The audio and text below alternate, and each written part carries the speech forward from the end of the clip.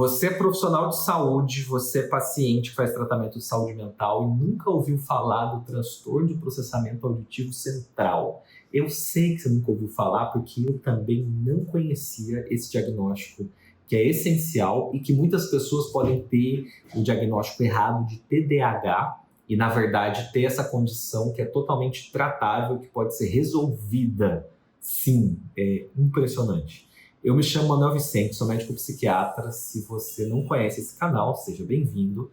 Esse é um vídeo diferente porque ele é uma gravação de uma aula da primeira turma da formação de desafios diagnósticos, que é a minha formação de raciocínio clínico avançado. Então a gente discute alguns pormenores, detalhes de como que se faz a distinção de um diagnóstico para o outro e como que a gente trabalha para organizar uma boa formulação de caso na saúde mental, na psiquiatria, na psicologia. Então é levar o trabalho do diagnóstico para outro nível com essa formação. Eu decidi disponibilizar essa aula inteira para vocês porque o transtorno do processamento auditivo central é um tema que é totalmente ignorado, que a gente não fala sobre isso, e eu sei que se as pessoas soubessem o tanto que isso é relevante, elas iam atrás de encontrar esse diagnóstico, porque tem muita gente aí sendo tratada para várias coisas, tomando um monte de antidepressivo, tá na roleta de remédio, tá preso naquela roleta de remédio, que o médico fica trocando de remédio sem saber para onde que tá indo, que a pessoa não sabe nem mais para onde que vai, o tratamento tá em quadros crônicos com múltiplos diagnósticos e às vezes ela tem esse processo que você só vai perceber no fonoaudiólogo. Então, é um distanciamento do diálogo que existe entre os profissionais de saúde mental e a fonoaudiologia. E justamente aqui o meu propósito maior é integrar e a gente conseguir falar a mesma língua. Então, essa aula é para ajudar você que é profissional da saúde mental ou você que faz tratamento em saúde mental a pensar sobre esse diagnóstico. Será que você pode ter uma dificuldade do processamento auditivo central? E o que você vai fazer com isso? Como que ele vai aparecer?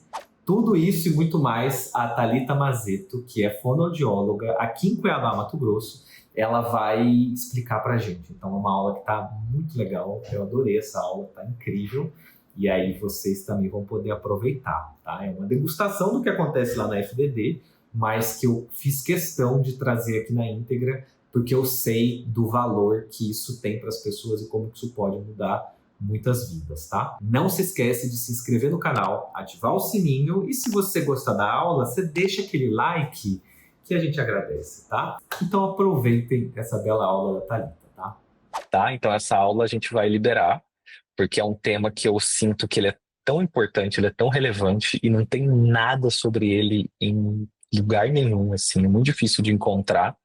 Que aí eu tava conversando com a Thalita que é um ato cívico, assim, a gente divulgar essa questão do processamento auditivo central, que é um assunto muito obscuro, muito pouco acessado, e eu sinto que ele faz muita diferença quando eu encontro esse diagnóstico nos pacientes, assim, muda muita coisa a vida deles, faz muita diferença, explica muita coisa.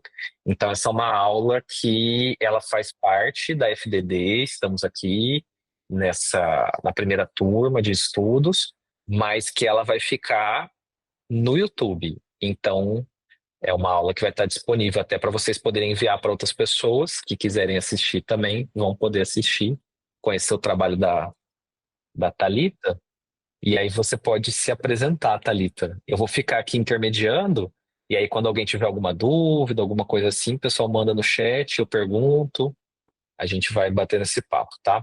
Bem-vinda, bem-vinda. Meu nome é Thalita Mazeto, eu sou fonoaudióloga de segunda formação, acho que nem o Dr. Manuel sabe, mas a minha primeira formação é em musicoterapia. Eu me formei lá em Curitiba, primeira faculdade em musicoterapia, aí eu me especializei em neuropsicologia, depois eu voltei para Cuiabá e fiz fonoaudiologia aqui, que uma área complementa muito a outra, e me especializei na área de audiologia.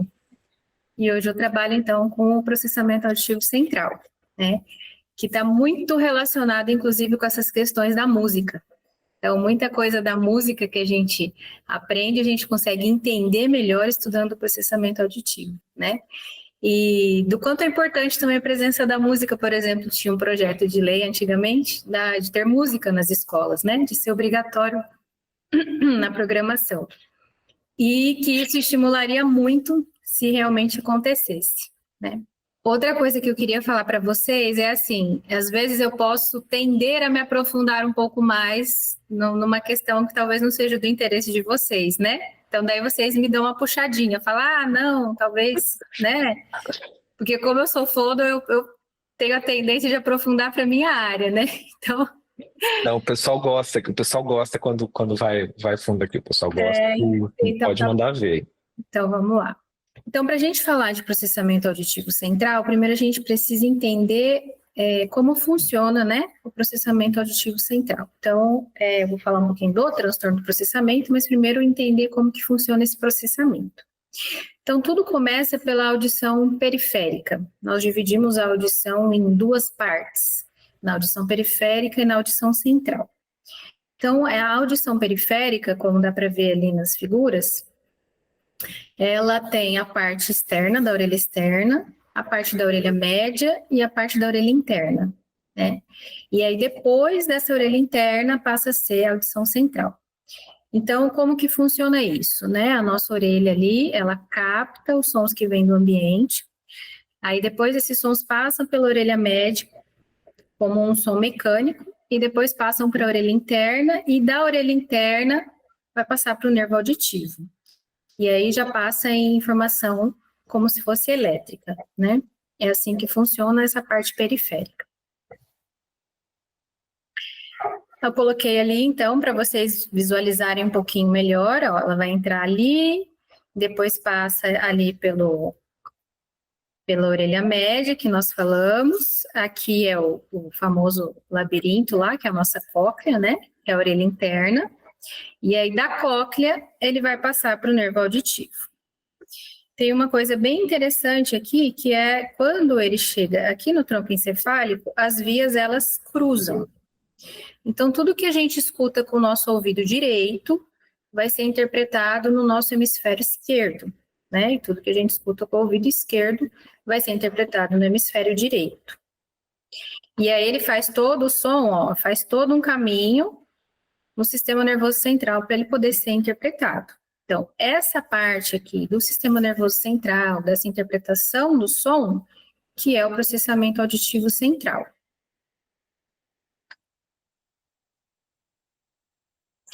Então, o processamento auditivo central, ele é um conjunto de habilidades auditivas que são necessárias para a gente compreender o estímulo sonoro que a gente recebeu, né? É a interpretação que o cérebro faz do que se ouve.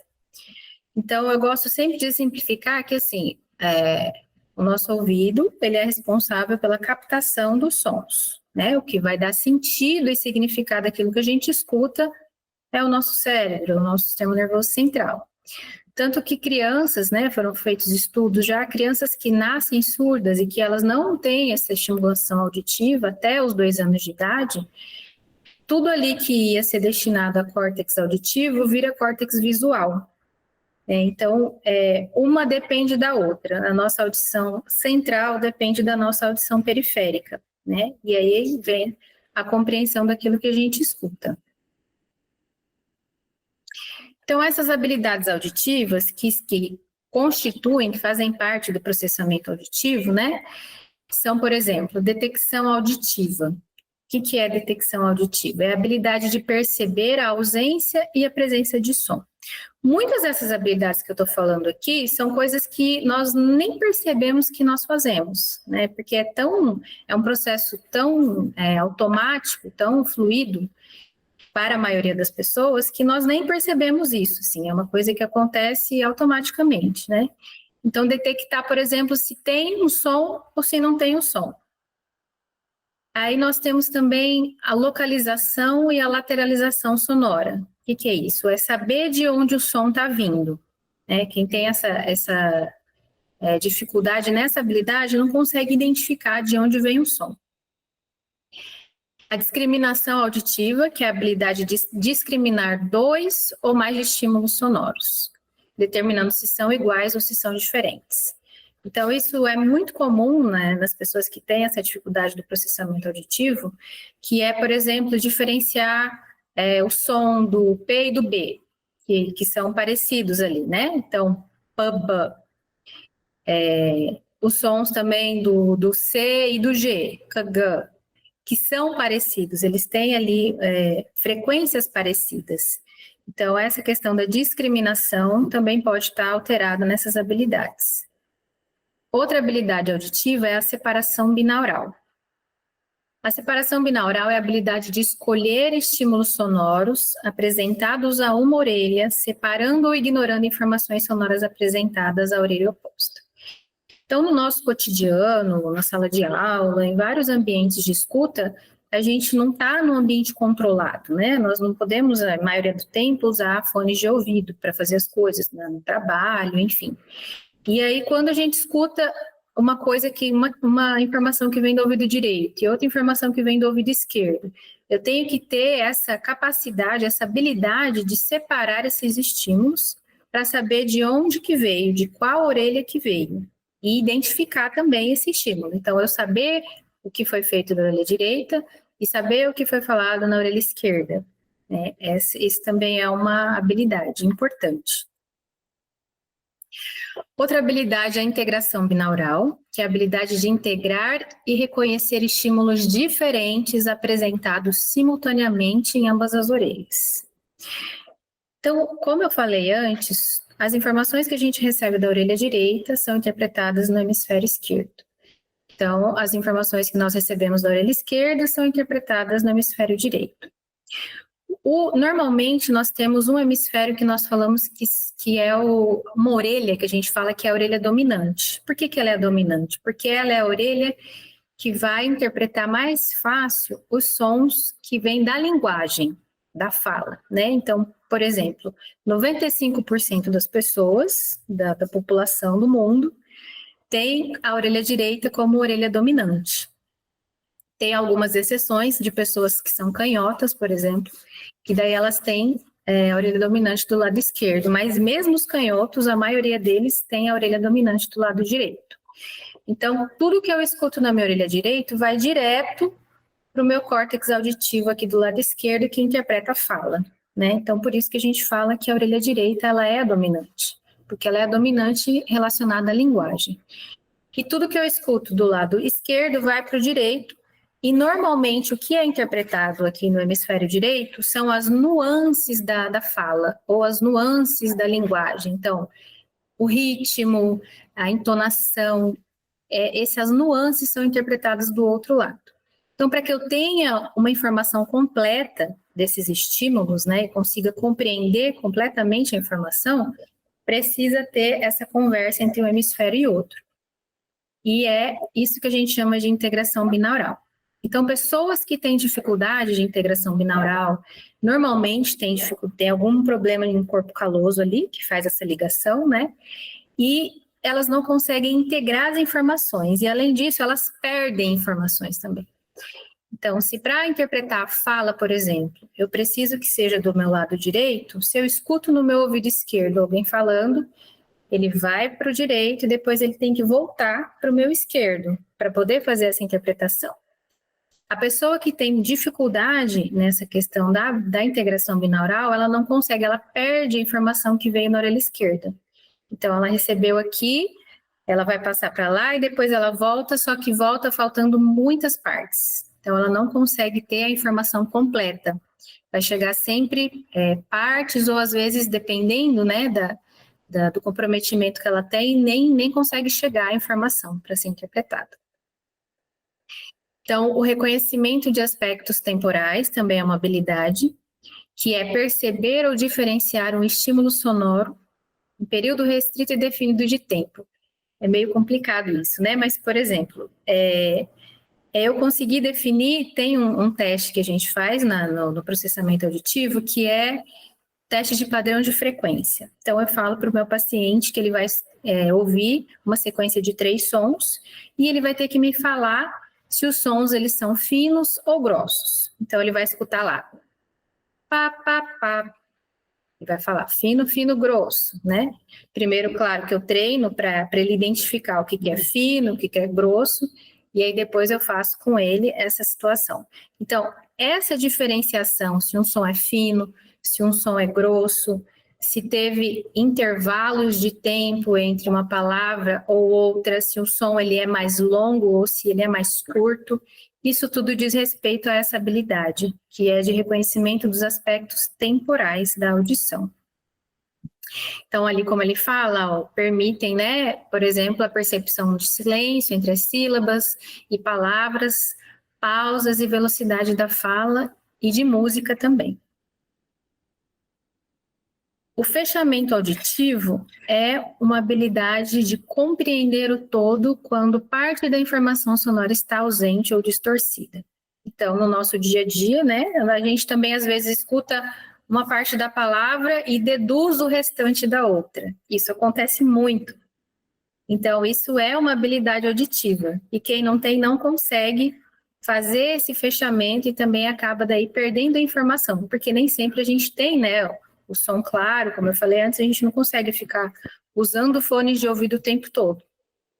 Então, às vezes, esse som chega distorcido para a gente e a gente faz esse fechamento da mensagem para poder compreender. E a habilidade de figura-fundo, que é a habilidade de compreender os sons de fala em presença de outros sons competitivos, que é a minha capacidade de focar no que é importante, né? Então, essa habilidade auditiva também tem, é da figura-fundo, que é eu prestar atenção na mensagem que está sendo falada e conseguir ignorar os outros estímulos que estão ao redor, que não são a mensagem principal. Eu separei alguns áudios para poder exemplificar um pouquinho dessas habilidades que eu estou falando para vocês, alguns áudios que eu trabalho, né, com os pacientes. Eu não sei se vocês querem ouvir agora ou se vocês preferem ouvir no final. Eu acho que dá para mostrar agora, que tá na ordem. Vamos ver como que é. Porque essa é uma coisa interessante, porque a experiência de fazer o exame é muito intensa para alguns pacientes, assim. Tem muita gente que quando vai fazer o exame, eles descrevem, assim, uma angústia, uma agonia, um sofrimento. Então eu acho bem interessante da gente poder ver como que é. Eu fico bem interessado. Sim, esses áudios que eu vou mostrar, eles não são os áudios de exame, eles são áudios que eu uso em terapia para trabalhar essas habilidades, né? Mas, como o doutor Manuel falou, inclusive eu atendi uma paciente que o doutor encaminhou, uma paciente já adulta, né? E assim, a angústia dela durante o exame era muito grande, porque ela sentia muita dificuldade. E aí eles ficam muito angustiados porque eles não conseguem fazer. E por mais que eu falo assim, eu treino com eles o que é grave, o que é agudo, né?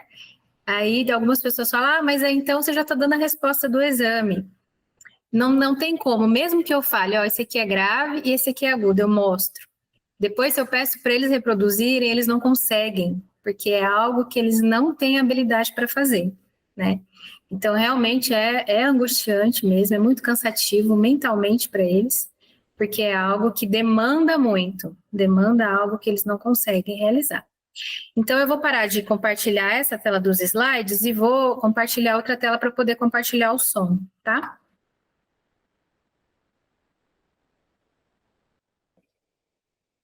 Abriu. Abriu? Uhum. Aqui. Tá. Então, essa atividade, esse estímulo é assim, tem que contar quantos sons P aparece na frase, tá? Então, eu vou colocar para vocês verem. Aqui. Preste atenção e conte quantas vezes... Vocês estão ouvindo o áudio? Sim. Estão ouvindo. vezes aparecem palavras que começam com a letra P na travadinha do Petrônio. O príncipe Petrônio prometeu casar com a princesa Priscila na primavera. Ficou com preguiça, trocou de projeto. A princesa, braba, contratou a bruxa Petrolina para transformar o príncipe Petrônio em grilo do brejo. Quer confirmar? E aí, conseguiram contar? Que legal, eu contei 12, mas eu quase contei uns B. Uns B, né? No meio. É, Certo. Vamos ver aqui, tem o gabarito, ó. Foram 13. olha, eu perdi um. Foram 13. Que legal, hein? Eu vou parar esse aqui para colocar o outro. Deixa eu achar o outro aqui.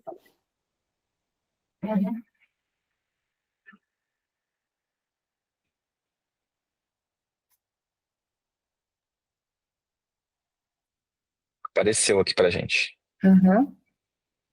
Opa, subi demais. Então, vamos lá. Você ouvirá 2 palavras, uma em cada orelha. Ouça com atenção e diga se as palavras que ouviu foram iguais ou diferentes. Como a gente não vai conseguir ouvir uma em cada orelha, né? Eu tô sem fone. Eu não sei se ele compartilha o áudio assim de código que a gente fala estéreo, né? Mas dá pra gente ouvir as 2 palavras que ele fala ao mesmo tempo ali. Então é para comparar se elas são iguais ou diferentes. Gato, vaca, bode, touca, seco, jato, figa, conde, meta, casa, nada, dente, figo, seco.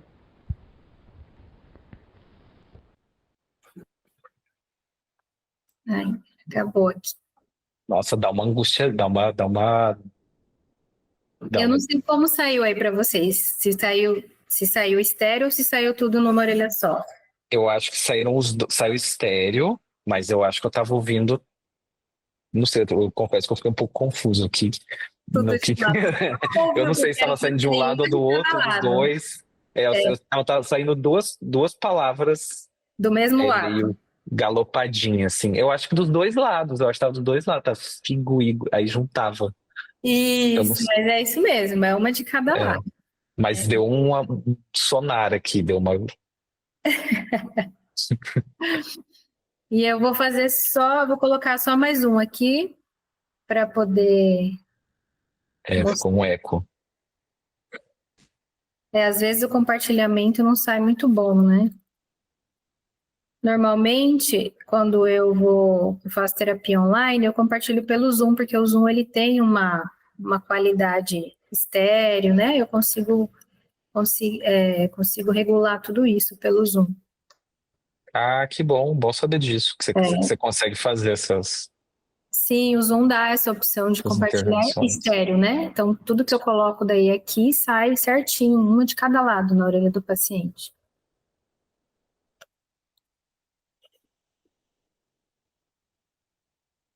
Então, esse aqui que eu vou colocar agora. Essa plataforma, eu uso ela bastante com as crianças. A plataforma que eu uso mais com os adultos, eu não consigo abrir, porque ela toma a tela inteira. E aí me dá a opção de compartilhar. Apareceu.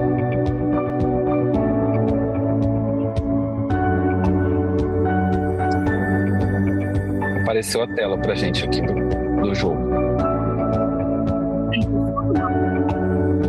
Tá, você aceita ser médico? Sim, na verdade, o que acontece nesse é para a gente contar, ele vai dar 2 estímulos. Então, ele dá um apito e um apito duplo.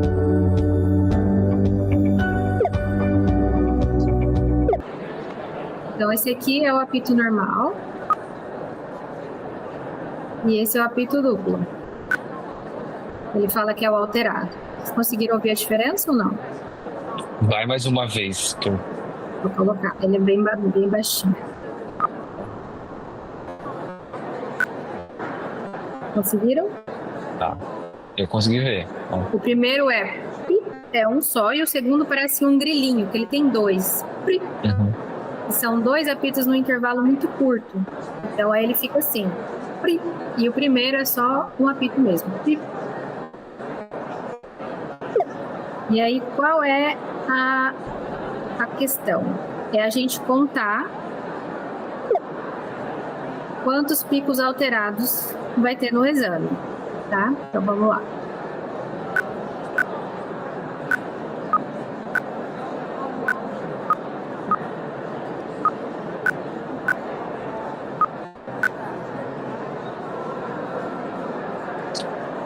E aí, quantos alterados? Eu contei 8. 8? Eu contei 8 também. Eu contei 8. Isso. Olha. Muito bem, está muito bem de resolução temporal. E aí depois ele vai aumentando o nível de dificuldade e... Ah, eu fechei. Peraí. E aí nessa fase que ela é um pouco mais difícil, a gente tem que contar simultaneamente o que é alterado e o que não é alterado.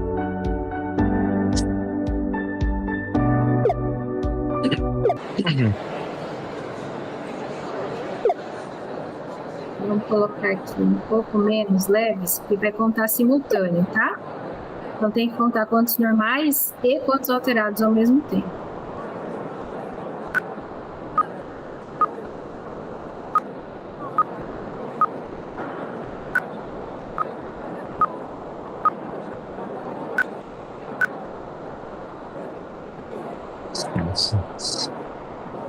A Lala tá chutando. Quer ouvir de novo? Vamos tentar mais uma vez. Vai lá. Eu tô aqui com a mão, tem que tentar com 2 O que mãos. eu falo normalmente para eles, né? Ouve primeiro um e depois ouve o outro. A gente começa assim.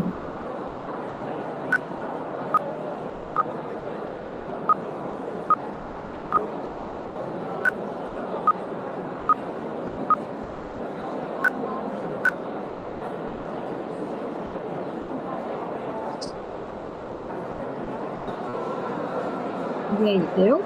Nossa, já foi. Eu ouvi 6 normais. Eu acho que foi 6 ou 7 normais. E o alterado eu acho que é 7, talvez. 6 ou 7, talvez. Que eu perdi o iniciozinho. Mais uma ou não?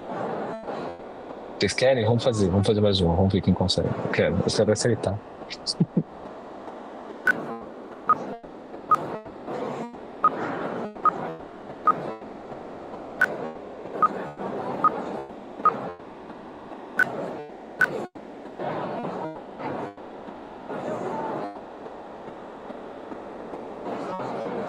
E aí? Agora eu mudei tudo a minha primeira resposta e vou. Aqui, ó, 4 alterados. 4 alterados, 6 normais. Eu também vi isso. 4. Quantos normais? 4 alterado. Vou colocar 8 normais, então. Ah, não. 8 normais. Tá certo. Sabe assim. Pronto. Isso. Então, assim, essas são algumas atividades, né, que eu uso. Dessa plataforma, principalmente, eu uso mais com as crianças. A outra plataforma com os adultos, eu não consegui compartilhar. Mas as atividades, elas vão ficando mais complexas, né? Então, eu vou usando palavras também, aí falo uma palavra de um lado, outra palavra de outro, peço para eles repetirem em ordem alfabética. Falo frases também, peço para repetir a frase em ordem alfabética. Então, a gente vai fazendo, ou vai aumentando o nível de dificuldade, tá? Eu vou voltar a compartilhar aqui a tela com vocês.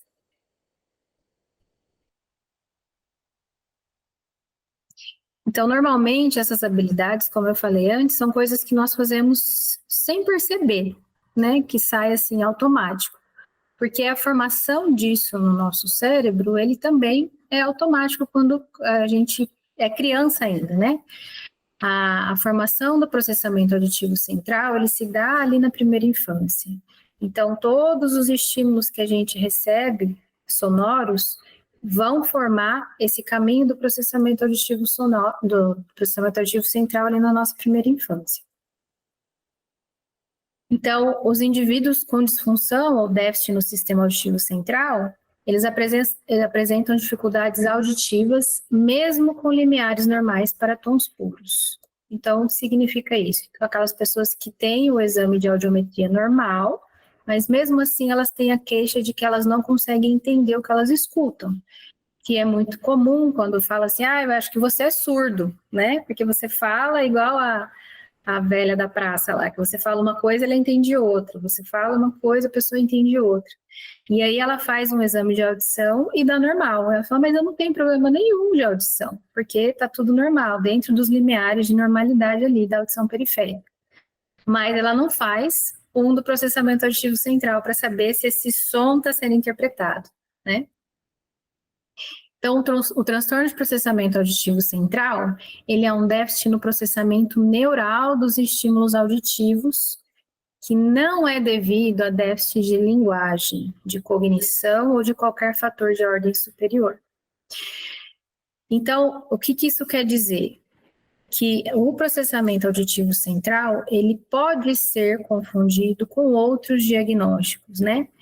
Como no nosso cérebro é tudo ali meio relacionado, tudo interligado, então uma coisa, ela tem relação com a outra, mas para eu poder fechar um diagnóstico de processamento auditivo central, eu tenho que ter clareza de que o resultado do meu exame, dos testes que eu fiz, eles não têm influência, por exemplo, de linguagem ou de questão atencional, né?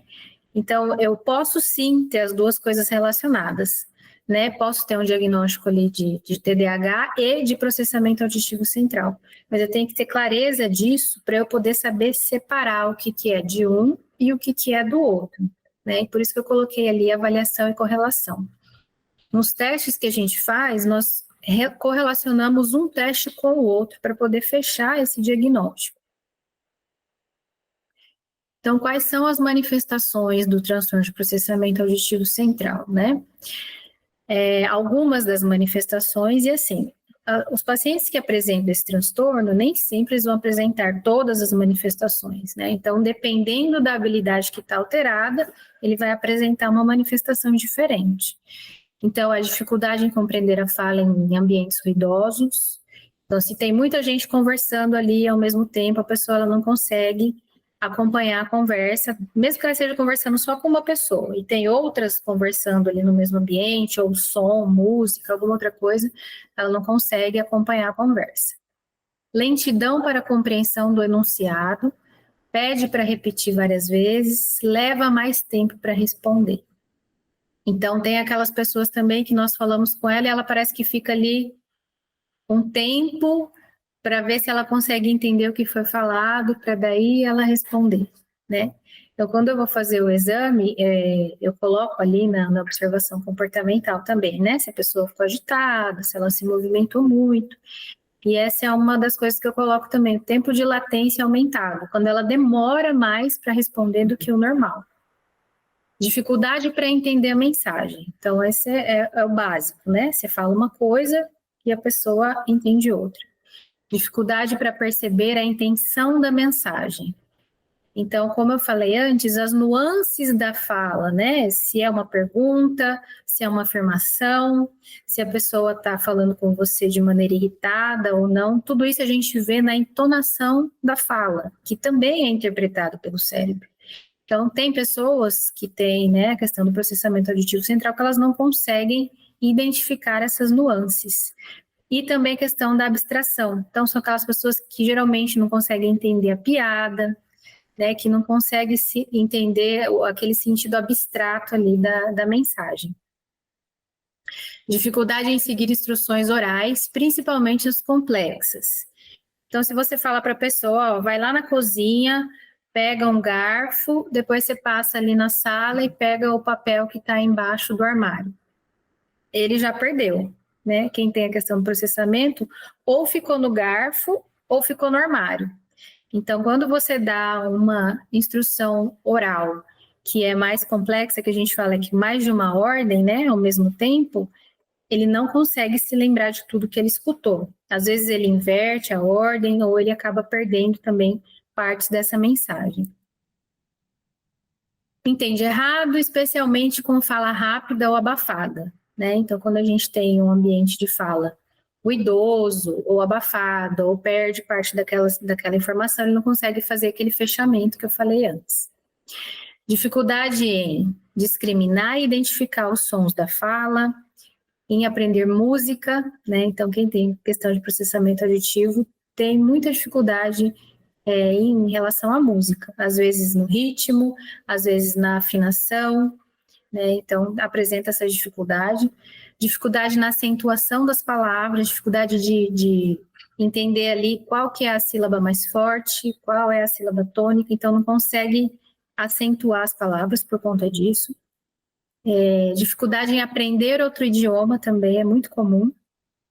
Então, se tem uma pessoa falando, por exemplo, mesmo que fale português, mas tem um sotaque diferente, ou de outra região do Brasil, ou uma pessoa que é de outro país e que ela tem um sotaque diferente, quem tem o transtorno já não consegue entender o que aquela pessoa está falando. E quando ela vai tentar aprender um segundo idioma, ela tem muita dificuldade. Aquela pessoa que fala, eu já fiz vários cursos de inglês, eu já tentei de tudo, eu não consigo aprender. Então, provavelmente, ela tem alguma questão ali de processamento auditivo. Dificuldade para armazenar informações auditivas, né? Então não consegue memorizar as informações que são dadas. Dificuldade em realizar tarefas multimodais. Então, se eu estou ali na sala de aula e o professor está falando, eu preciso prestar atenção no que ele está falando e escrever ao mesmo tempo, já não consegue fazer também. Perde as informações ali no meio do caminho. Demora para responder quando é chamado. Então, aquela pessoa que você chama e ele demora para perceber que você está chamando ele. Pode apresentar comprometimento de fala, né? Troca na fala, as crianças que podem apresentar troca na fala. Tem algumas pessoas também com diagnóstico de gagueira, né? De disfluência, que quando a gente faz a avaliação do processamento auditivo, a gente acha ali também alterações. Não que a gagueira seja consequência disso, mas que o processamento também influencia nisso, né? Então, quando a gente faz a terapia com a pessoa que tem problema de disfluência e consegue sanar a questão do processamento, a terapia de gagueira dele flui melhor, vai mais rápido, ele consegue melhorar mais rápido. E problemas de leitura e de escrita, né? Tem problema na compreensão da leitura, troca muitas letras na hora que vai escrever. Outras manifestações é a impaciência, que acaba gerando, né, essa dificuldade de compreensão, agitação, desorganização, distrai-se com facilidade, porque está perdendo a informação ali. Então, já que eu não estou entendendo mesmo, né, não consigo prestar atenção, eu vou me distrair fazendo outra coisa. O tempo de atenção é curto e dificuldade de aprendizagem. Então, nesse último slide agora, todas essas manifestações também a gente encontra no TDAH, né? Então, por isso que às vezes eles se confundem muito, porque quem tem transtorno de processamento auditivo pode apresentar todas essas questões, assim como quem tem TDAH também. Quais são os fatores de risco, né? E as causas, talvez, do processamento auditivo central? Então, pode ser por fatores genéticos, né? Tem alguém na família já que tem a questão, ele pode trazer isso. Prematuridade, todas essas questões que a gente já sabe que pode trazer alguma questão cognitiva, né? Prematuridade, tempo em UTI neonatal, infecções congênitas, como rubéola, sífilis, alterações neurológicas como um todo, então, traumas também neurológicos, né? Podem trazer a dificuldade no processamento auditivo central, os transtornos também, consumo de álcool ou drogas durante a gestação, infecções de ouvido recorrente na primeira infância. Essa última é a que mais aparece normalmente, né? Então, é um ponto-chave, assim, infecção de ouvido recorrente na primeira infância. O que acontece? Muitas crianças, elas apresentam perda auditiva por infecção de ouvido, que a gente fala que é uma perda auditiva média, né, de ouvido médio ali, uma perda auditiva condutiva. Então, quando ela está com infecção de ouvido, o ouvido enche de líquido. Tem até um desenho aqui, ó, da tuba auditiva, que eu coloquei. Então, quando é criança, a nossa tuba auditiva, ela é mais retinha, E quando nós crescemos, ela fica mais inclinada, né? Qual que é a função dessa tuba? É regular a pressão na passagem de ar ali do ouvido para cá. Então, quando a gente está gripado ou com alguma infecção respiratória, tudo que tem aqui, né, que normalmente tem secreção, pode ir para o ouvido, né? E isso daí faz com que tenha a infecção de ouvido, esse líquido que fica ali acumulado no ouvido. E aí a criança deixa de escutar o que ela deveria escutar e fica com aquele som abafado.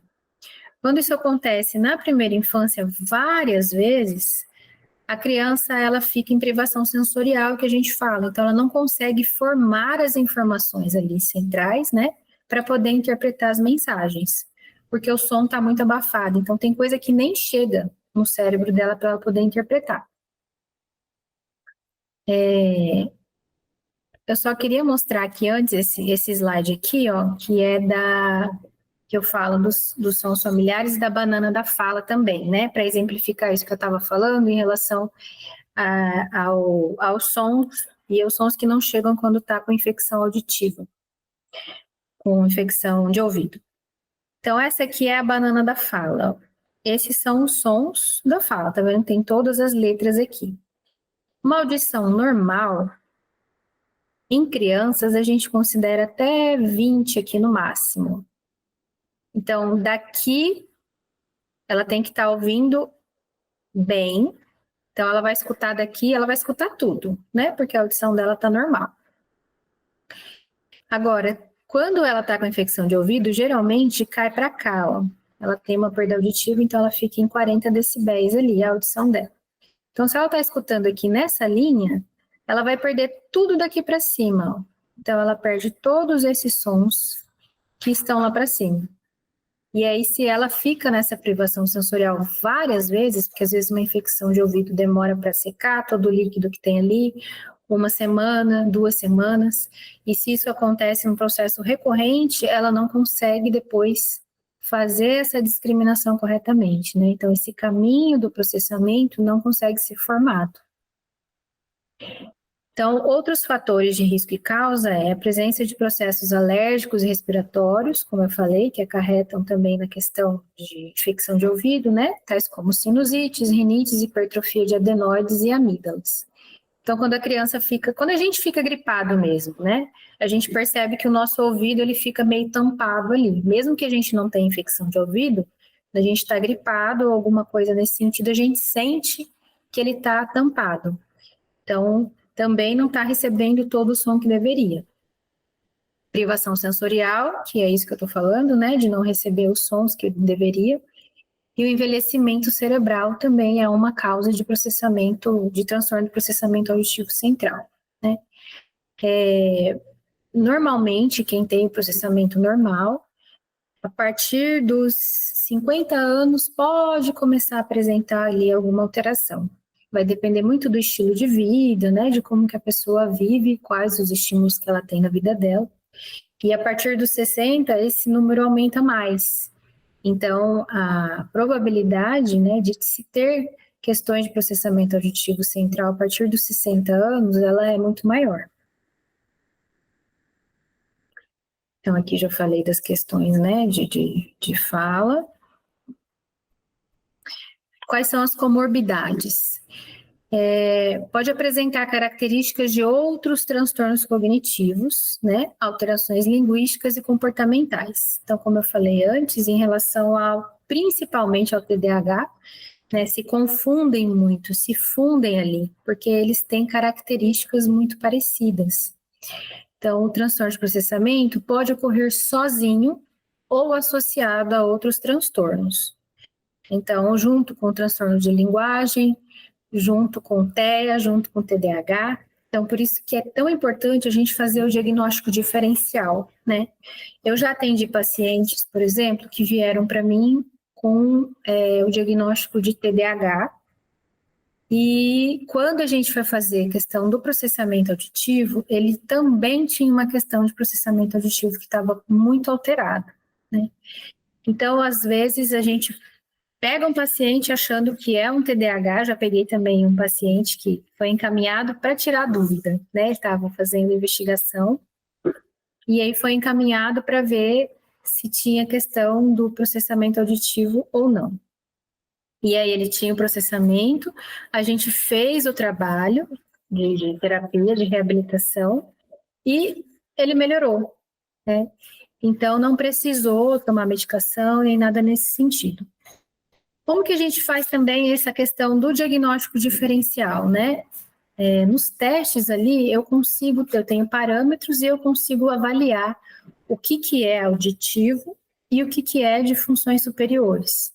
Então, por exemplo, eu atendi uma paciente que o Dr. Manuel encaminhou, uma paciente adulta, e ela tinha algumas queixas relacionadas a essas questões auditivas, né, de não conseguir prestar atenção na mensagem e tal. E aí eu fiz o exame dela e o exame dela deu normal, né? Eu nem sabia se que ela tinha algum diagnóstico ou não. Ela veio para mim só com essa queixa de concentração, né, de não conseguir prestar atenção no que estava sendo falado e tal. E aí eu fiz o exame dela e o exame dela deu normal. Mas teve uma questão que estava ali, não é alterada que a gente fala, né, um indício no exame, que deu um indício de déficit em função executiva inibitória, né, que poderia ser um indicativo de TDAH.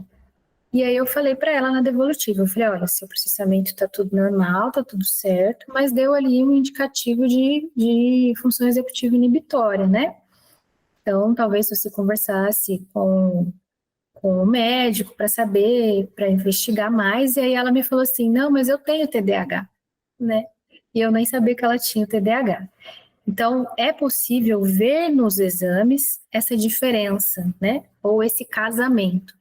Porque tem quem tem só o TDAH, tem quem tem o TDAH junto com o processamento e tem quem tem só o processamento. Como que funciona a avaliação do processamento, né? Primeiro, a gente precisa saber se esse som está entrando normalmente. Então, a gente faz primeiro uma audiometria para saber se ela está ouvindo tudo bem. Tem que avaliar também a orelha média para ver se tem líquido, se não tem, se está com alguma infecção ou não, porque isso, né, como eu falei antes, também traz uma perda auditiva ali. Então, se a audição periférica tiver tudo ok, aí a gente passa para os outros testes, né? Qual que é a idade para fazer esse diagnóstico? O diagnóstico ele só pode ser fechado a partir dos 7 anos, porque eu preciso ter maturidade cerebral ali para fazer isso, né? E as referências, todos os testes que a gente tem, os valores de referências, eles são baseados nessa idade, dessa questão da maturidade cerebral. Com 6 anos, eu já consigo fazer os testes, né?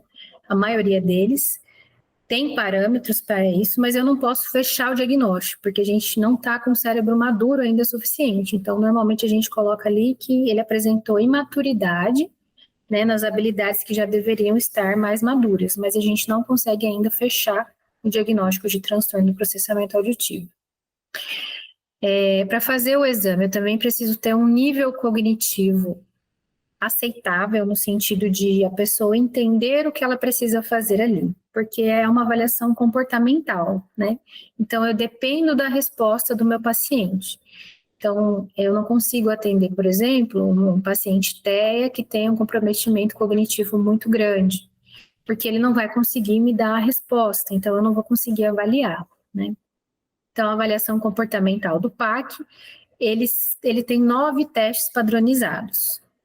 Então, eu realizo os 9 testes, cada um para avaliar essas habilidades que eu falei antes. Cada teste avalia uma habilidade diferente. Então, ele é realizado por um fonoaudiólogo em ambiente acusticamente controlado. A gente coloca o paciente dentro da cabine, né, acústica ali. Se alguém já fez audiometria, já sabe como que é a cabine. Ele senta, a gente coloca o fone e aí começa a aplicar os testes. Os testes, eles são todos gravados, né? Então, nós temos testes de fala, então tem testes de palavras, e eu tenho testes só sonoros. Então, testes que não usam a questão da linguagem. A duração do teste é aproximadamente de 1 hora, então é um teste longo, né? Dependendo do paciente, eu não consigo fazer numa vez só. Quando ele está muito cansado, eu já percebo que não está conseguindo mais responder. Aí eu divido em 2 sessões. Eu falo, então vamos parar hoje, e aí você retorna e a gente continua. O que eu coloquei aqui, essas fases da vida, né? Que normalmente eu encontro dessas questões de transtorno do processamento auditivo central nas diferentes fases da vida. Nas crianças, eles vêm para a gente, é muito comum pelas dificuldades que ele tem na escola, né? Então, ele começa a apresentar dificuldades no rendimento escolar e no comportamento também. Então, normalmente, quando tem essa questão do processamento, as crianças são encaminhadas por conta disso, das questões de aprendizagem e de comportamento na escola, né? Os adultos, eles chegam para a gente já com uma queixa assim, eu sempre tive dificuldade, né? Para mim, estudar sempre foi muito difícil. Eu sempre precisei ficar muito tempo estudando para conseguir atingir ali pelo menos o mínimo, né? Sempre foi muito cansativo. Ou eu me irrito muito com alguns sons no meu trabalho.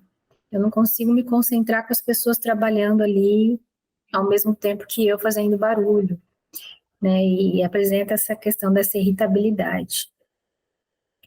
Se incomodam muito com essa questão do som, né, de outros sons ali, e não conseguem render no trabalho também. Chega com essa queixa de dificuldade no rendimento do trabalho.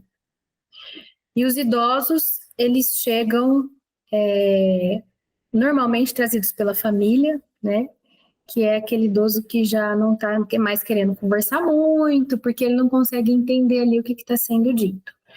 Mesmo os idosos, quando eles têm uma perda auditiva, eles colocam, né, o aparelho auditivo, eles ficam muito tempo sem ouvir. Quando colocam o aparelho auditivo, eles não conseguem entender, porque você está colocando o som ali, mas a estimulação cerebral já não estava ali acontecendo há muito tempo. Então, ele já tem uma perda de compreensão. Então, eles geralmente chegam para a gente, trazidos pela família, com essa queixa, né, de isolamento social, de que não está querendo mais conversar, porque eles não conseguem compreender. Então, quais são os impactos no transtorno do processamento auditivo na vida das pessoas, né? Então, ele tem um impacto direto na aprendizagem, porque todas as coisas, todas as aulas que nós vamos ter, hoje tudo assim, quem é ouvinte, né, a gente tem uma aula e a pessoa está falando ali, a gente está aprendendo. Todas as instruções que nós recebemos, a pessoa fala e a gente está ouvindo. Então, de uma maneira geral, ele tem um impacto na aprendizagem, né? Não só naquela aprendizagem formal ali na escola, mas em todos os aspectos de aprendizagem da vida. Tem um impacto na comunicação e na interação social, né? Porque se a pessoa fala comigo, eu não consigo compreender o que ela está falando, não há comunicação efetiva ali, né? Então, essa interação social também fica prejudicada. Tem um impacto no desempenho acadêmico e profissional, cortou ali o profissional embaixo. Então, dificuldade na escola, na faculdade e no trabalho também. Então, qual que é a influência do transtorno do processamento auditivo central na saúde mental e emocional, né? Como o Dr. Manuel falou, eu até procurei agora dessa vez que ele falou, me convidou para dar aula, fui procurar alguma pesquisa, né, algum estudo de caso, alguma coisa assim, e realmente é escasso de material, né? Nós não temos materiais que falem especificamente sobre isso. Então, tudo que eu estou trazendo aqui para vocês é da minha prática clínica relacionada a isso, né? Porque não tem realmente isso. E é uma coisa que eu sinto que faz falta, que é trabalhar junto, né, com os profissionais. Então, eu também trabalhar junto com os profissionais de saúde mental, ou os profissionais de saúde mental solicitar os exames, a gente não tem muitas pesquisas relacionadas a isso, né, que eu acho que é uma defasagem. A gente pode até pensar, né, em alguma coisa assim, para poder enriquecer um pouco mais esse material, que a gente não tem, realmente é escasso. Então, o que eu percebo que os pacientes trazem para mim quando eles me procuram? Irritabilidade, fadiga mental muito grande. Então, são aquelas pessoas que ficam muito cansadas, né? Então, normalmente, aquela pessoa que eles trazem essa queixa, eu sempre precisei estudar muito, eu sempre precisei ficar horas e horas ali sentado, estudando para conseguir atingir o mínimo possível, né?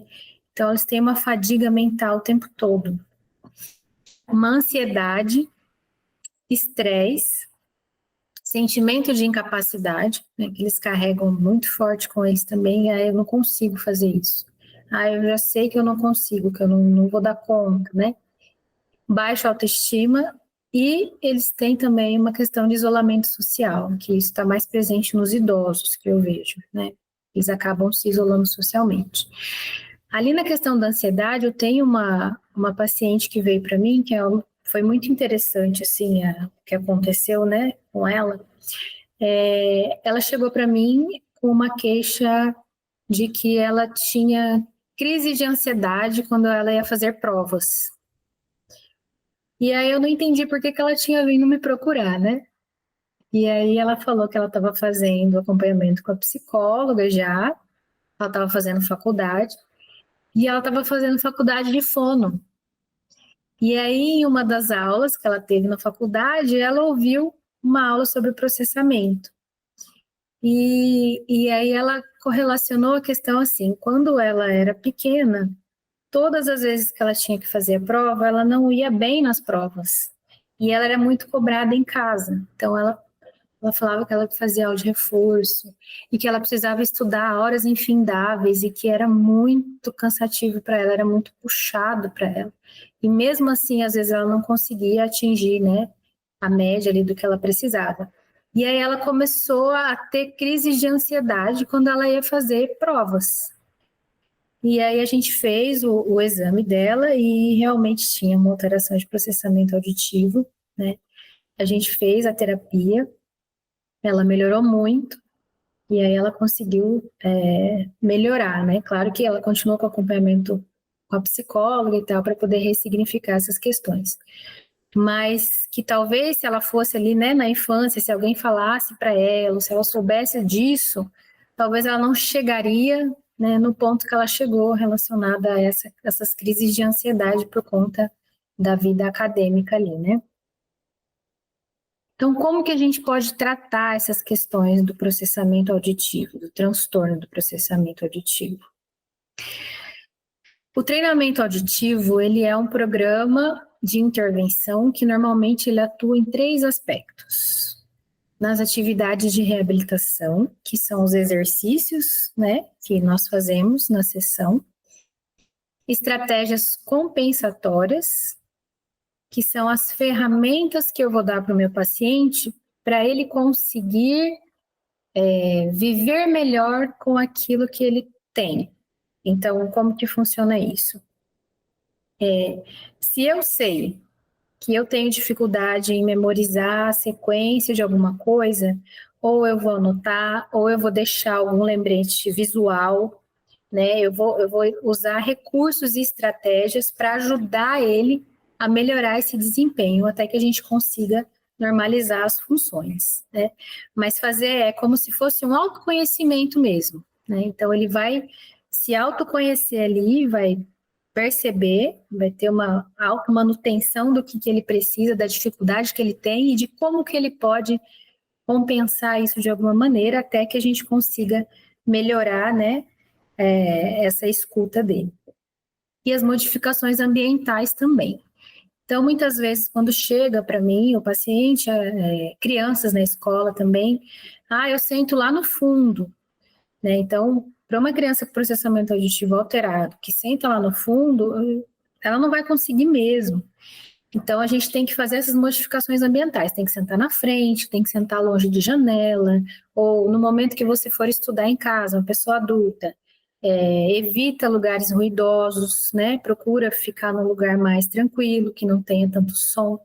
Fazer essas modificações para que a pessoa também consiga se organizar até a gente conseguir melhorar essa recepção dela dos sons. Qual que é a frequência do treinamento auditivo, né? Normalmente é uma sessão por semana, mas eu passo sempre atividade para eles fazerem em casa. Então, todos os dias eles têm que fazer uma atividade em casa.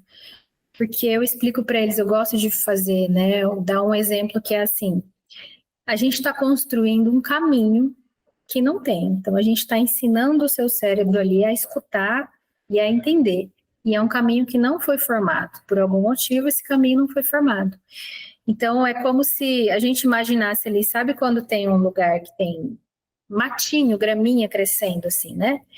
E aí, às vezes, a gente vê que tem um caminhozinho ali sem mato no meio. Então, aquele caminho foi formado porque a pessoa ou as pessoas passam ali todos os dias. Então, eu falo para elas que é assim, a gente está querendo abrir um caminhozinho ali no matinho e precisa passar todos os dias. Porque se eu passo uma vez por semana só, vai demorar muito para esse caminho se abrir. Então, além da sessão que eu faço uma vez na semana, tem que fazer atividade todos os dias, pelo menos 15 minutos eu falo para eles em casa, para a gente poder fazer essa estimulação ali do sistema nervoso central, né? E criar os caminhos que a gente precisa. A duração do tratamento é um tratamento relativamente curto em relação às outras terapias. Então, quem tem varia muito também de acordo com o diagnóstico, né? Então, quem tem só questão de processamento auditivo, o tratamento demora mais ou menos 3 meses, 12 sessões, que é uma por semana, né? Quem tem transtorno de processamento auditivo central e alguma outra comorbidade, um TDAH junto, aí pode ser que demore um pouco mais, porque eu tenho ali outros componentes que está dificultando para mim, né? A questão da atenção, da memória, que vai estar um pouco comprometida também. Então, eu vou ter que trabalhar, além da questão auditiva, outras questões que estão ali relacionadas, né? Então, tem paciente que está comigo, por exemplo, tem uma moça, ela já é adolescente, que eu atendo, que ela está comigo já vai fazer 1 ano, porque ela tem um TDAH ali, né, relacionado, mas os pais, eles não querem dar medicação, eles não querem tratar, eles querem só fazer a terapia mesmo em relação a isso, e ela tem uma questão atencional bem grande, né? Então, eu trabalho com ela as questões de processamento, ela já melhorou muito. Então, as queixas da escola, por exemplo, de rendimento escolar, de notas, ela já melhorou, ela já conseguiu, já está super bem, mas ela ainda tem uns resquícios ali, né, de alteração, quando a gente repete o exame para ver se está normal, mas esses resquícios são em função da questão da atenção dela, daí não são mais relacionados às questões auditivas, né? Então, na terapia também, a gente divide o que a gente vai trabalhar. A gente, pelo exame, pelos resultados que nós temos, a gente faz um planejamento terapêutico assim, se nós vamos tratar somente as questões auditivas ou se nós vamos precisar tratar também questões superiores, né? Então, se a gente vai colocar ali atividades de audição relacionadas com funções executivas também, né? Com atenção, com memória. Então, a gente consegue fazer esse trabalho em conjunto. Então, a duração vai variar. Nos adultos, também a gente consegue um resultado bem rápido, né? Em torno de 3, 4 meses, quando eles fazem certinho as atividades, a gente consegue um resultado bem rápido. A diferença é, quando a gente faz nas crianças, eles normalizam e vão tudo bem para o resto da vida. Nos adultos também consegue fazer isso, mas aí quando chega naquela faixa etária que eu falei, a partir dos 60 anos, aí a gente precisa dar uma manutenção, porque naturalmente, com o envelhecimento, as funções vão sendo perdidas ali, né? Então, por exemplo, um idoso que vem para mim, que precisa reabilitar o processamento auditivo central, porque, sei lá, usa aparelho auditivo. Então, a gente faz a terapia com ele, e dali 1 ano, mais ou menos, ele tem que voltar para a gente refazer de novo todo o tratamento, né? Então, a gente retesta, vê o que está alterado de novo e faz mais 3 meses. Então, com o envelhecimento, a gente precisa dar essa manutenção de pelo menos uma vez no ano vir, fazer ali uns 2, 3 meses de terapia e depois normaliza, né? Porque vai tendo essa queda mesmo das habilidades, da função, né? Que é essa manutenção ali que eu falei, tá? Então, essas são as referências. É o que eu tinha preparado hoje para vocês. Não sei se fui clara ou se não fui clara, se ficou dúvida. Foi muito clara, ajudou bastante. E você tá me vendo, Thalita? Agora eu tô porque eu saí da tela Ah, lá. Eu vou parar de compartilhar aqui, peraí. beleza. Pronto.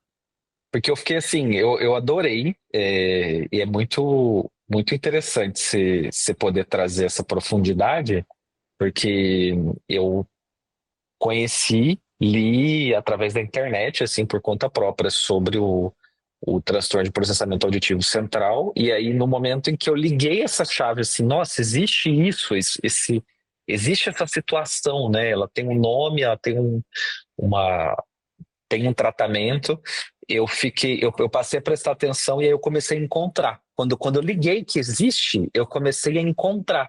Começou a aparecer. Vinha e eu fico até incomodado, porque eu falei, gente, mas eu tô vendo muito.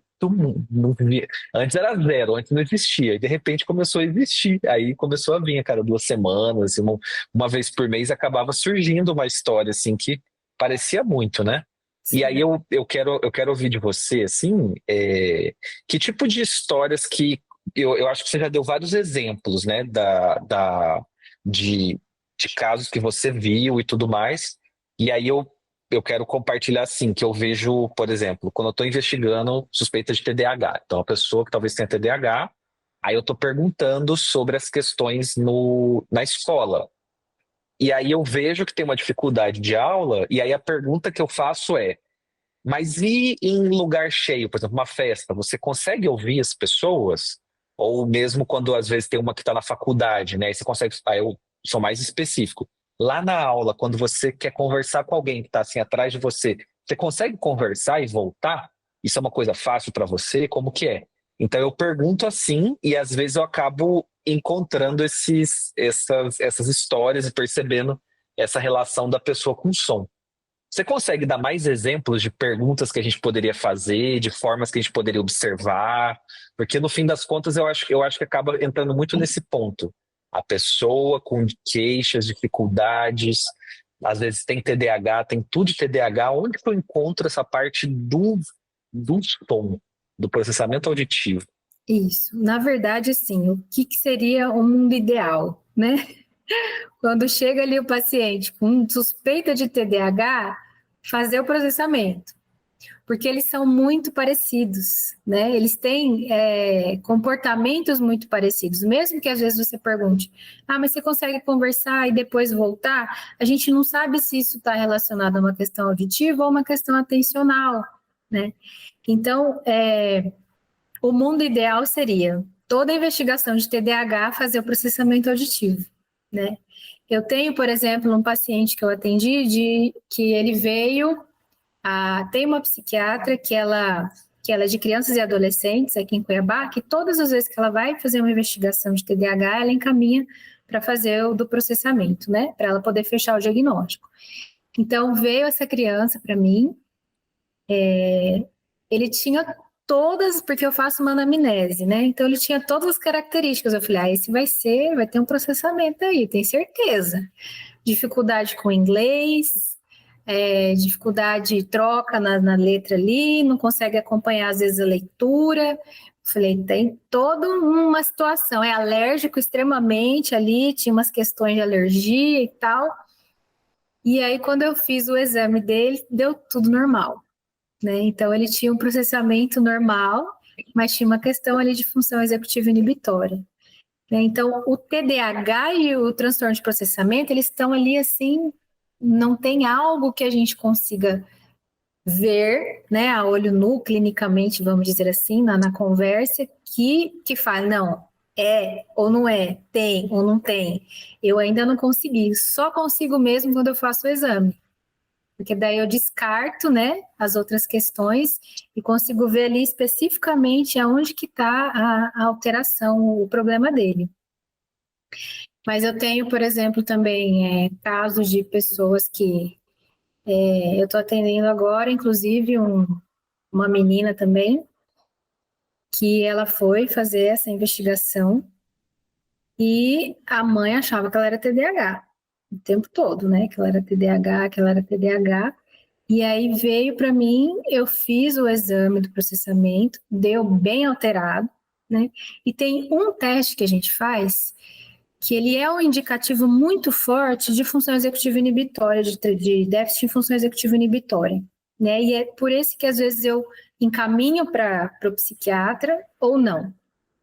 Então, como que é esse teste? Assim, eu coloco sílabas, cá, dá, ba, tá, uma em cada orelha.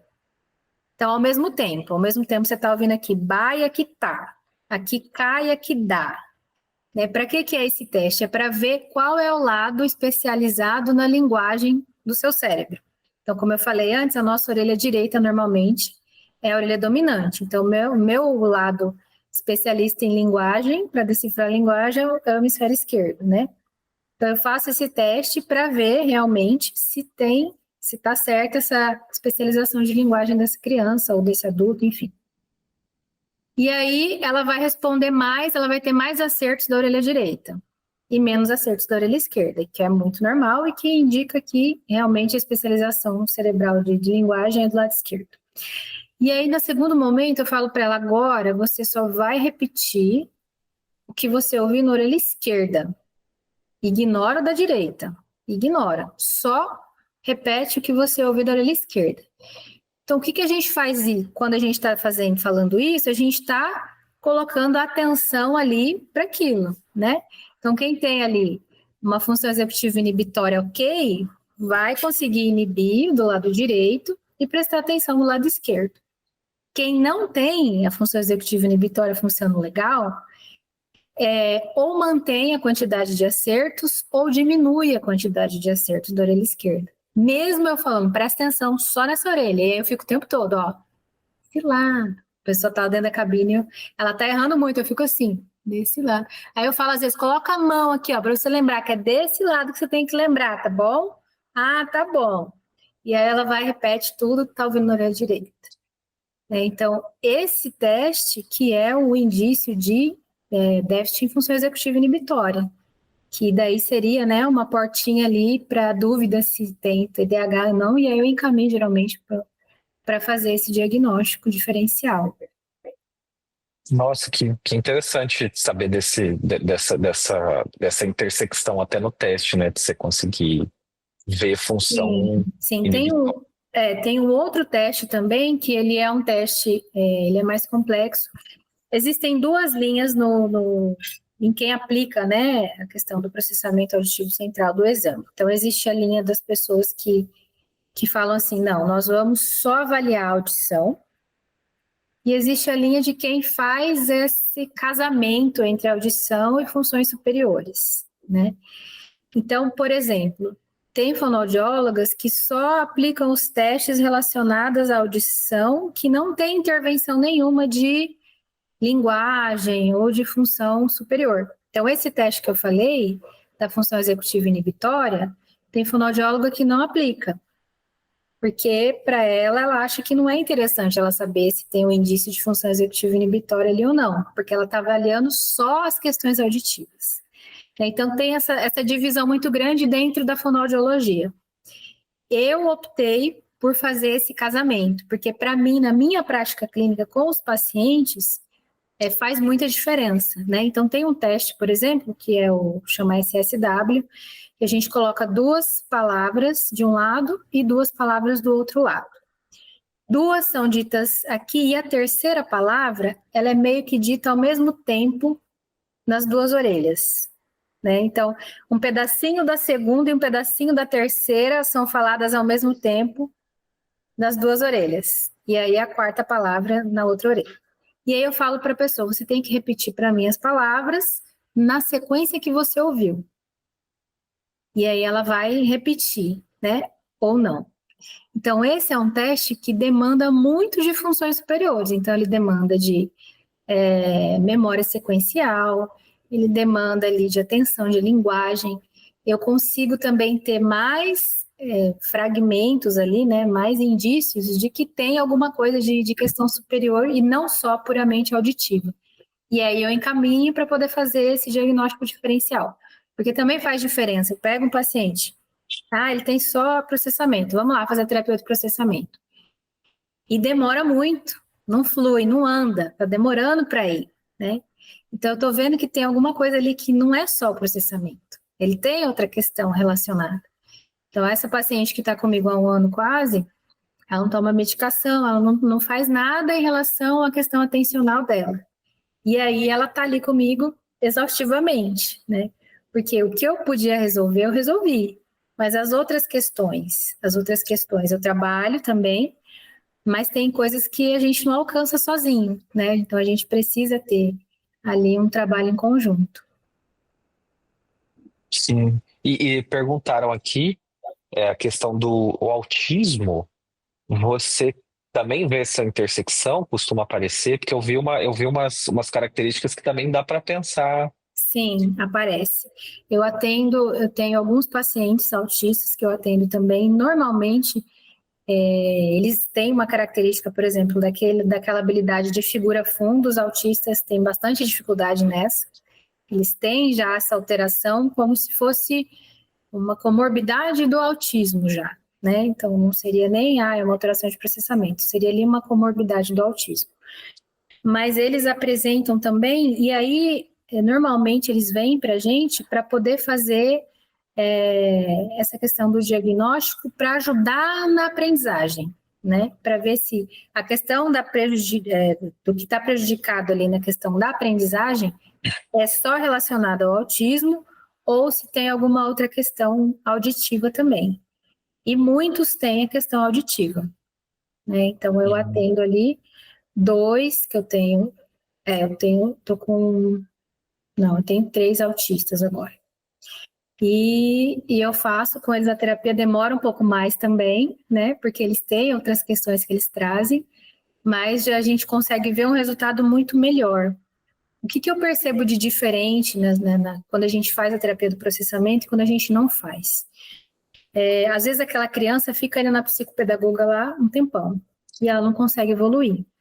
Ou vai na fala porque tem troca na fala e não consegue evoluir. Fica lá na fono, fazendo fono um tempão e não consegue evoluir. E aí quando a gente vai fazer a avaliação do processamento, tem uma questão de processamento ali. E se a gente não resolve o processamento, as outras coisas não fluem, né? Ele não consegue caminhar nas outras terapias. Então, quando a gente faz o trabalho em conjunto, parece que limpa, assim, que abre, sabe? Realmente cria novas conexões.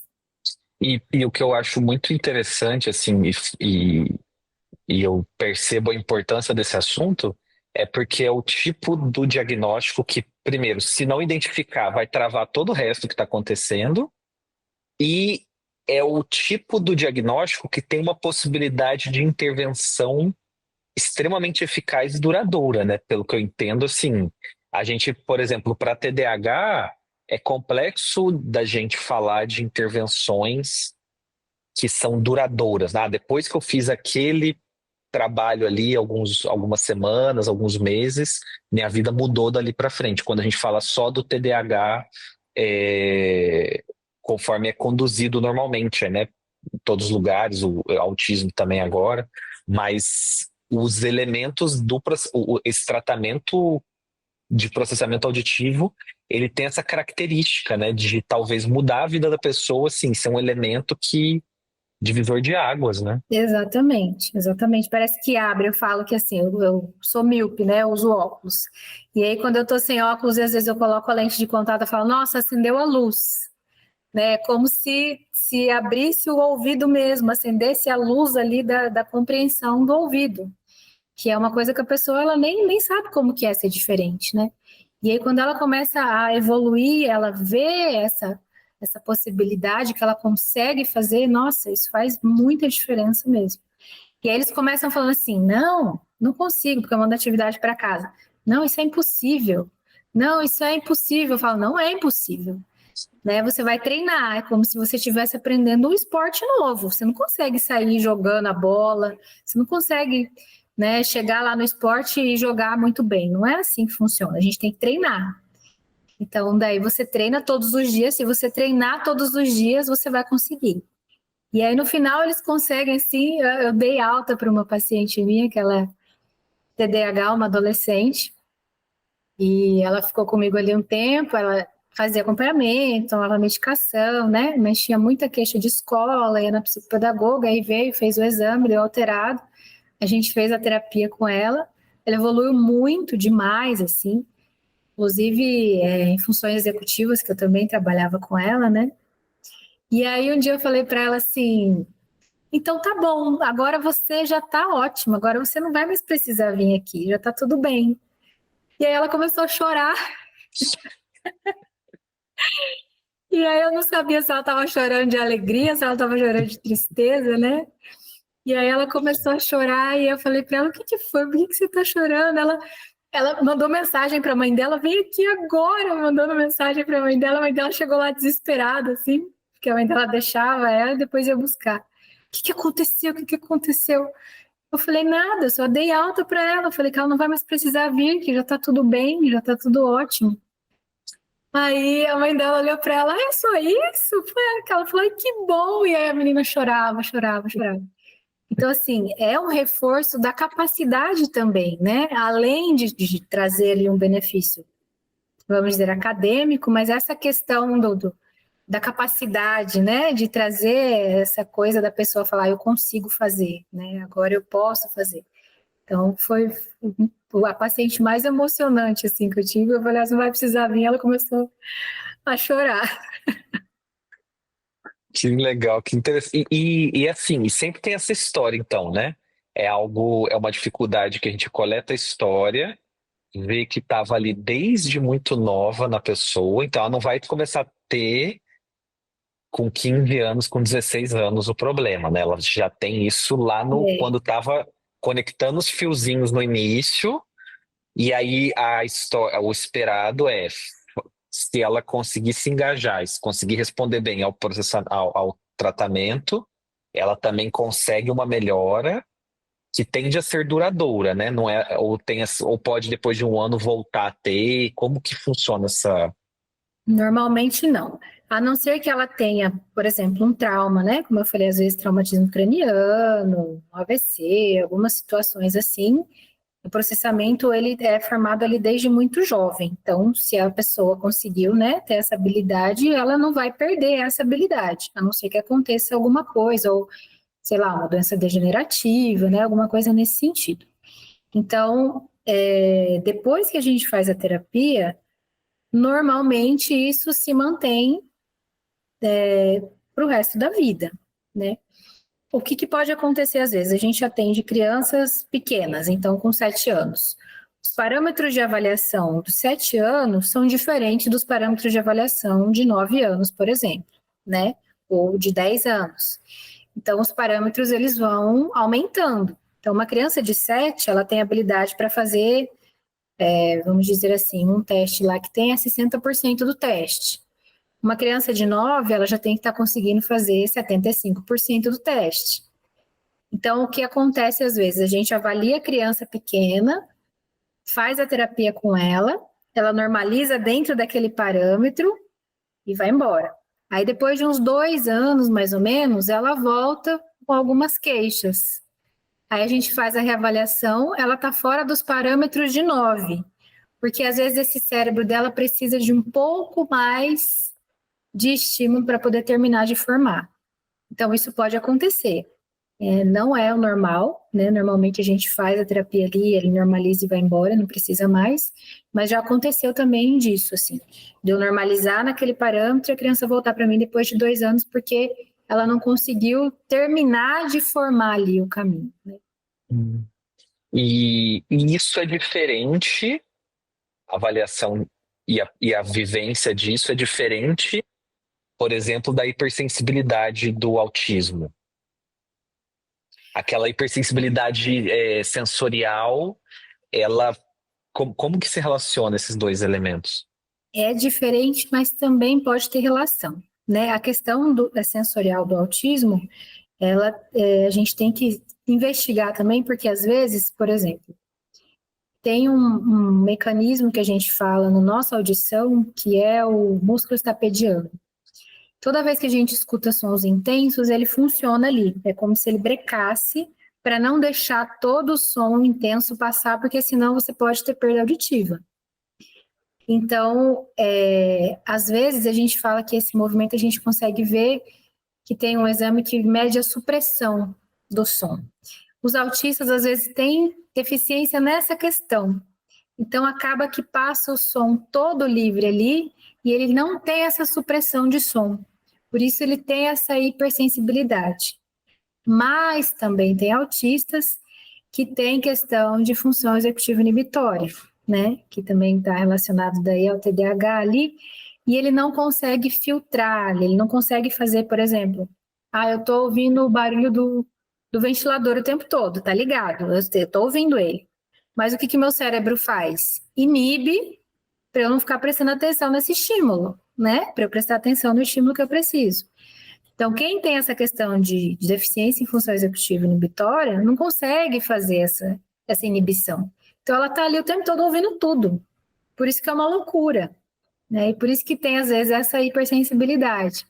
Teve uma paciente que me procurou também, adulta, eu não aguento trabalhar, eu fico irritada com a voz da pessoa, eu fico irritada com o barulho do não sei o quê, do nananã, né? E pode estar relacionado a essas duas coisas. A gente precisa fazer essa investigação, né? Para ver se é uma questão fisiológica ali da audição, que não está funcionando certo, ou se é uma questão de função executiva inibitória, que é essa coisa de inibir os barulhos que não são interessantes para eu conseguir prestar atenção naquilo que é importante.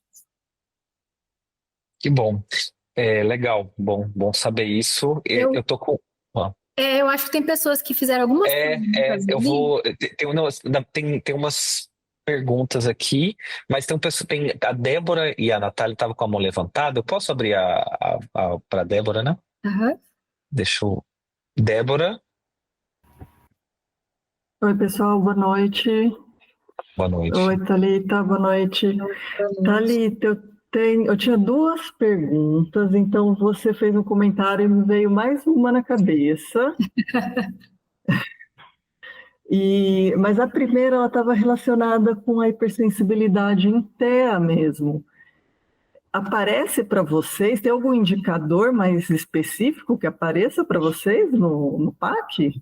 No PAC, não. No PAC, não. Não, o que pode aparecer no PAC em relação a isso, né, a hipersensibilidade, é essa questão que eu falei da função executiva inibitória, né, isso é um indício de sensibilidade. Mas tem um exame auditivo que a gente faz avaliação da supressão, e ali você consegue ver se ele consegue fazer isso ou não. Tá. E daí encaminha para... As mesmas fonos que fazem PAC fazem esse exame da supressão? Não, é outro exame, são exames diferentes. Mas é fono também? É fono também. É fono também? Tá, bom saber. Aí a segunda questão, vocês fazem diferencial com dislexia? Também. Muito boa essa pergunta. Porque também o transtorno de processamento está muito relacionado a alguns sintomas ali, né? Algumas manifestações com a dislexia. Então, como que a gente fecha o diagnóstico de dislexia normalmente? A gente faz toda uma investigação ali, faz avaliação neuropsicológica para saber se tem alguma questão cognitiva ou não, né? Porque ele tem que estar normal para poder fechar o diagnóstico de dislexia. E também pede o exame do processamento auditivo central. Porque da mesma maneira que quem tem dislexia faz troca de letra, não consegue compreender o que lê, é muito parecido, né, com quem tem transtorno de processamento auditivo central também. Então, pede sim para fazer esse diagnóstico, né, geralmente elas pedem, e aí quando não tem alteração de processamento auditivo, eles fecham o diagnóstico de dislexia. Quando tem alteração de processamento auditivo, a gente tem que fazer primeiro o trabalho, para aí depois, se for um caso de dislexia, fechar o diagnóstico, né? Mas primeiro precisa fazer o processamento. É tipo uma etapa mesmo do diagnóstico. Primeiro faz o tratamento, se dá o PAC alterado, faz o tratamento e depois... legal. E por último, a reabilitação que vocês fazem, ela tem eficácia na afasia de Wernicke? Não temos estudo sobre isso, Não né? tem estudo? Sobre isso, o processamento não, porque normalmente na afasia a gente tem muita dificuldade de compreensão, principalmente nessa, né, que ela é de compreensão. Então a gente não tem como fazer a avaliação do processamento nesses pacientes, porque eles não conseguem responder ali, a resposta ela não é consistente para a gente poder ter um diagnóstico, né? Então, a gente pode sim fazer uma estimulação, tanto que na terapia geralmente fazem, né, terapia fonoaudiológica com esses pacientes, usam questão de linguagem e tal, mas relacionar diretamente o processamento com esses pacientes a gente não tem como pela questão da compreensão, que é muito alterada nesse caso. Então não se costuma fazer, eu pensei mesmo na reabilitação, não é nem na avaliação. Não, normalmente não. Se costuma. Não. Tá. Tá ótimo. Obrigada, era isso. Nada. Natália? Oi, boa noite. Boa noite. Boa noite, Thalita. Boa noite, gente. Boa noite, Manuel. Queria fazer uma pergunta. Eu tenho otoesclerose nos 2 ouvidos, uma perda profunda e uma perda moderada. No esquerdo e profunda no direito, eu uso aparelho auditivo. Eu poderia fazer esse teste? Pode, na verdade, eu preciso ver seu exame, porque o que a gente fala, né? A gente consegue fazer o processamento auditivo central quando a gente tem perdas simétricas, ou seja, elas não podem ter uma diferença muito grande de uma orelha para outra. Você falou que é profunda de um lado e severa do outro? É profunda do lado direito e moderada do lado esquerdo. Moderada. Provavelmente a gente não consegue fazer em você, porque uma perda é muito diferente da outra. E a gente precisa ali ter uma conexão mais próxima. Vai dar alterado, entendeu? Sim, então, vai. no seu caso, vai dar alterado, mas não significa que seja o processamento. É uma questão de audição periférica daí. Não seria central. Tá jóia, então. Tá? Obrigada. Nada. E a avaliação, ela é somente num laboratório de avaliação, né? Num local específico, não tem como fazer isso online de forma alguma, né? O que a gente tem online hoje, que foi, né, que a gente acabou desenvolvendo por conta da pandemia também, é uma triagem que a gente consegue aplicar, né? Tem um software que chama Audibility, e a gente consegue triar essas habilidades. E aí a gente consegue já ter um parâmetro se está alterado ou não. Mas o exame para fechar diagnóstico, a gente só pode fazer em cabine, com fone, no lugar certinho. E tem esses, mas uma parte do tratamento faz em casa, né? Com aplicativo, com... Isso, com software. Os exercícios de casa, né? Com software. Até a terapia eu consigo fazer online. Então, se tem um paciente que prefere fazer online, tinha uma adulta que eu atendi online. Ela falou, não, para mim é melhor online. Tá tudo bem, porque normalmente a gente usa mesmo só áudio, né? Essas coisas, com fone de ouvido, ela com o fone dela, eu com o meu fone, e tá tudo certo. Então, a terapia a gente consegue fazer online. Mas o exame, não. O exame é só presencial mesmo. Tá. Eu acho que a gente vai ter uma última pergunta aqui, que é... não, tem mais uma antes de ir para essa última, que eu vou deixar para encerrar com uma pergunta linda que a Sara fez aqui. Mas a Cristiana perguntou, o zumbido tem conexão com o processamento auditivo central? Sim e não. Zumbido é uma zona de guerra, né, da medicina, né? Fica neurologista, otorrino, fono, vem pro psiquiatra e... Isso, e assim, o paciente que vem com zumbido, ele vem angustiado, né? Ele vem desesperado, ele vem ali matando cachorro a grito, porque ele não sabe mais o que fazer com aquilo que está incomodando ele o tempo todo. Então, normalmente, o que acontece? Os pacientes me perguntam, eu tenho zumbido, qual que é a causa? Até hoje não se tem um consenso da causa do zumbido, né? Então eu falo que primeiro a gente tem que fazer uma investigação metabólica ali, porque ele pode ter relação com diabetes, com pressão alta, com colesterol alto, pode ter relação com tudo isso. Também pode ter relação com o tipo de alimentação, né? Se está tomando coisas muito estimulantes, muito açúcar, muita cafeína, pode fazer com que a pessoa tenha o zumbido também. E também tem aquelas causas desconhecidas e tem as causas de perda auditiva. Então, muitas pacientes com perda auditiva, elas têm o zumbido. Eu já atendi um paciente que eu trabalho com aparelho auditivo também, então o paciente veio para mim e tal, muito angustiado, tem perda auditiva, e a questão dele maior não era nem não ouvir, era o zumbido que ele ouvia o tempo todo. E já tinha tomado medicação, já tinha feito um monte de coisa, e ele tinha indicação de aparelho auditivo, mas a maioria dos pacientes são resistentes em relação a isso, né? Não quer usar aparelho e tal, para não parecer que está usando ali.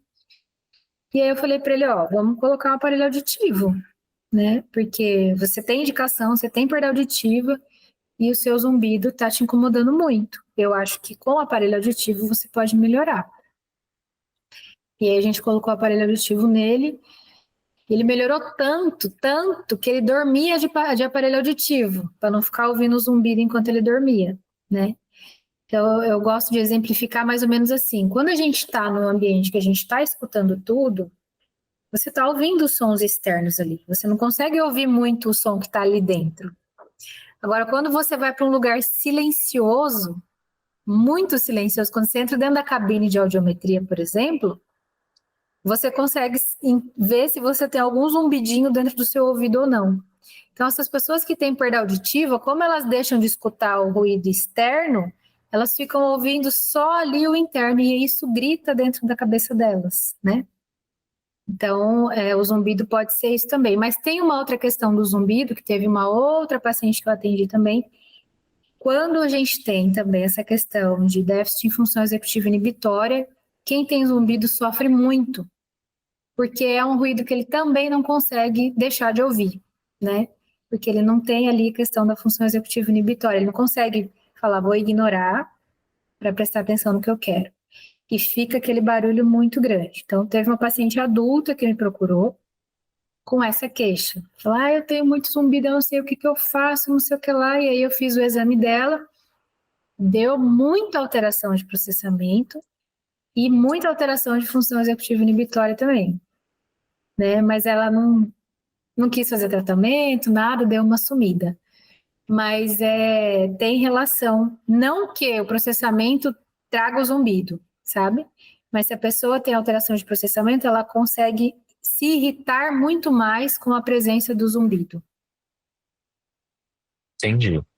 E aí tem uma pergunta aqui, que ela é uma ótima forma da gente fechar aqui nosso encontro, que é essa aqui da Sara. Qual dica de ouro você poderia dar para nós psicólogos sobre o transtorno de processamento auditivo central, para nos ajudar a orientar e indicar uma fono? Então, qual que é o ponto, assim, a maior, que você pudesse falar agora com todos os profissionais de saúde mental nesse momento, o que você diria? Eu acho que assim, quando o paciente vem para você e ele tem queixa de aprendizagem ou de algum tipo de sensibilidade auditiva, tem que encaminhar. Qualquer queixa de aprendizagem. Eu não vou bem na escola, eu não sou bom de português, eu não sou bom de matemática, eu não sei o que lá, eu não consigo inglês, eu não consigo, sei lá, aprender qualquer coisa. Então, quando o paciente chega para a gente, que ele tem alguma queixa de aprendizagem, né, ou alguma queixa relacionada à aprendizagem, igual essa paciente que tinha ataques de pânico lá, né, de crise de ansiedade quando ia fazer prova. Então, quando eles vêm com alguma queixa relacionada a isso, uma resistência muito grande, nunca gostei de estudar, eu acho horrível, nunca foi bom para mim, sempre foi muito difícil, tem que encaminhar. Porque muito provavelmente ele deve ter ali alguma questão do processamento auditivo, né? Ou quando vem com alguma sensibilidade e com queixa de compreensão. Mas eu não entendo o que ele fala. Mas eu não consigo entender, não consigo acompanhar. Ou, me incomoda muito aquele barulho e tal.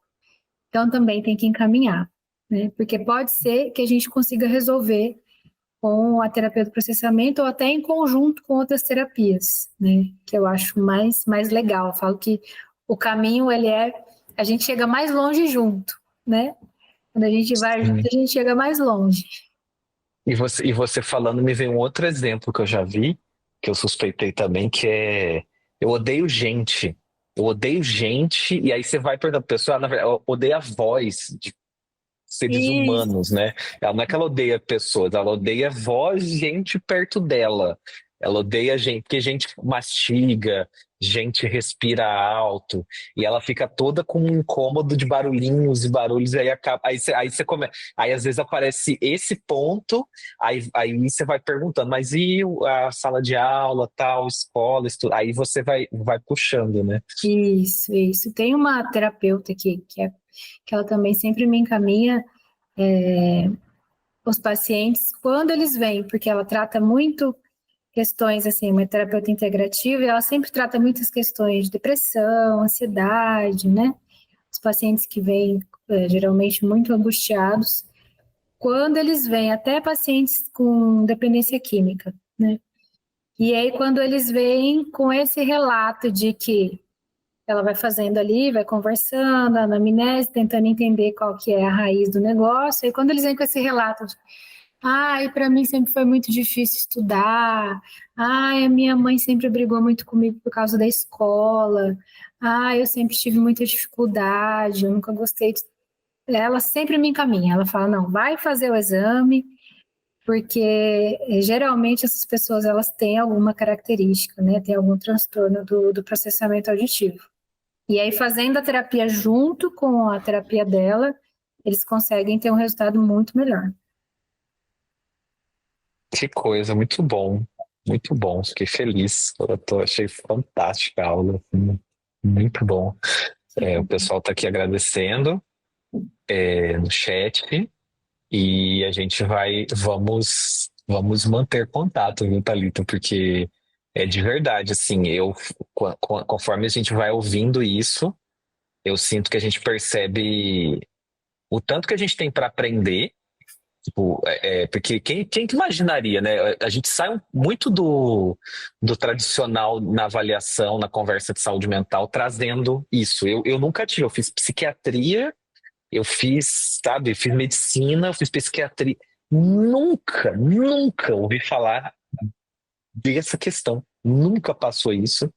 E aí eu quero, assim, é o tipo da coisa que precisa ser falada, porque tipo, eu não devo, eu sinto quase um dever, assim, sabe? Uma coisa assim, vamos divulgar esse ponto, assim. Então é por isso justamente que eu quero ter essa aula no YouTube, para as pessoas poderem ver, para a gente falar disso, assim, que esse ponto chegue para mais pessoas, porque... E aí eu noto que crianças têm um pouco mais de acesso nisso, né? Pela questão das clínicas integradas de psicopedagogia, né? A criança com TDAH, a criança autista, ela está mais próximo de chegar numa avaliação com a fono, né? Mas os adultos, os adolescentes, O assim... que eu percebo dos adultos é assim, eles vão se adaptando na vida, né?